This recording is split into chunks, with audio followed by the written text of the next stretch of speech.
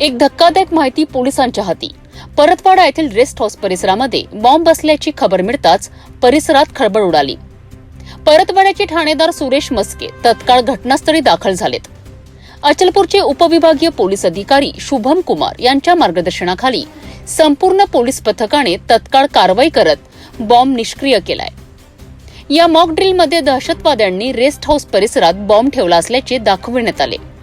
अमरावती जिल्हा ग्रामीण पोलीस अधीक्षक विशाल आनंद यांच्या मार्गदर्शनाखाली संपूर्ण कारवाई पार पडली। बॉम्ब पथकाने वेळेत हस्तक्षेप करत बॉम्ब रिफ्यूज केला आणि लोकांचे प्राण वाचवलेत। काही क्षणासाठी परिसरात भीतीचे वातावरण पसरलेत, मात्र पोलिसांनी वेळेवर दिलेल्या सूचना आणि तत्परतेमुळे नागरिकांनी मोकळा श्वास घेतला। या मॉक ड्रिलद्वारे पोलीस यंत्रणा सज्ज असल्याचे स्पष्ट झालेत। उपविभागीय पोलीस अधिकारी शुभम कुमार आणि ठाणेदार सुरेश मस्के यांच्या नेतृत्वाखाली हे ऑपरेशन यशस्वी झालेत। रेस्ट हाऊस परिसरात अमरावती जिल्हा ग्रामीण पोलीस मुख्यालय तसेच आरसीपीच्या पथकाने दाखल होऊन परतवाडा येथील रिस्टोर चौकात परिस्थिती आटोक्यात आणली। ही मॉकड्रिल म्हणजे एक प्रात्यक्षिक, पोलिसांची सज्जता आणि नागरिकांच्या सुरक्षेसाठी असलेली त्यांची तत्परता दाखविणारा एक मजबूत संदेश। भारताचं पाकिस्तान सोबत युद्ध सुरू आहे। भारताने ज्या प्रकारे पाकिस्तानवर हल्लाबोल केला आहे, आता भारताच्या विविध राज्यामध्ये सुद्धा हाय अलर्ट केलेला आहे। विशेष म्हणजे महाराष्ट्राच्या अमरावती जिल्ह्यामध्ये अमरावती जिल्हा ग्रामीण पोलीसचे अधीक्षक विशाल आनंद यांच्या मार्गदर्शनामध्ये विविध ठिकाणी मॉक ड्रिल सुरू आहे। आणि परतवाडा येथे आज रेस्ट हाऊस परिसरामध्ये अचानक बॉम्ब आहे आणि बॉम्ब पथक इथे दाखल होत आहे थोड्याच वेळात। परतवाडाचे ठाणेदार मस्के साहेब आपल्या सोबत जाणून घेऊया एकूण मॉक ड्रिल कशी होती आणि अलर्ट कशा प्रकारे घोषित आहे। परतवाडा पोलीस स्टेशनच्या अंतर्गत आपण मॉक ड्रिल बॉम्बस्फोट झाल्याची मॉक ड्रिल आज आयोजित केली होती। त्या अनुषंगाने ज्या ठिकाणी इतर या इसेन्शियल सर्व्हिसमध्ये फायर ब्रिगेड असतील, ॲम्ब्युलन्स असेल किंवा इतर पोलीस स्टाफ असेल, वैद्यकीय टीम असेल, फॉरेन्सिक टीम असेल, हे यांचा रिस्पॉन्स पिरियड आपल्याला चेक करायचा होता। त्यानुसार याचं आयोजन केलं होतं।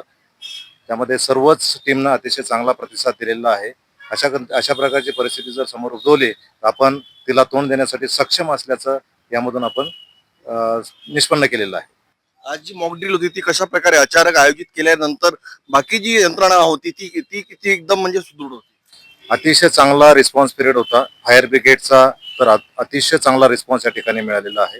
केवळ 3 मिनिटांमध्ये फायर ब्रिगेडची गाडी या ठिकाणी हजर झालेली आहे। सर्व विभागाचे रिस्पॉन्स जे आहे, महसूल विभाग असू द्या, वैद्यकीय विभाग असू द्या, सर्वांचे रिस्पॉन्स हे खूप चांगले आहेत।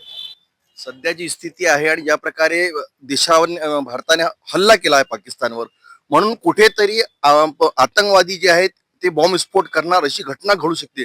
त्यासाठी भविष्यात काय काळजी घ्यायची, लोकांनी सुद्धा काय काळजी बाळगावी।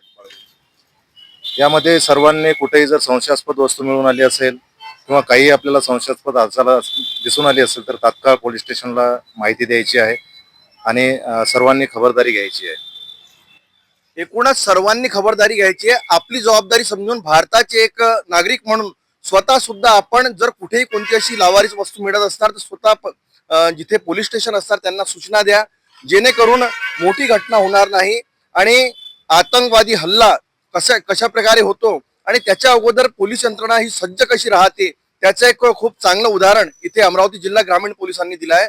अमरावती जिल्हा ग्रामीण पोलीस अधीक्षक विशाल आनंद यांच्या मार्गदर्शनामध्ये ॲडिशनल SP पंकज कुमावत आणि HDPO शुभम कुमार आणि परतवाड्याचे ठाणेदार सुरेश मस्के यांच्या मार्गदर्शनामध्ये हे संपूर्ण मॉक ड्रिल संपन्न झाली आहे। मी कॅमेरा पर्सन धीरज सोबत हितेश किल्लेदार, सिटी न्यूज परतवाडा।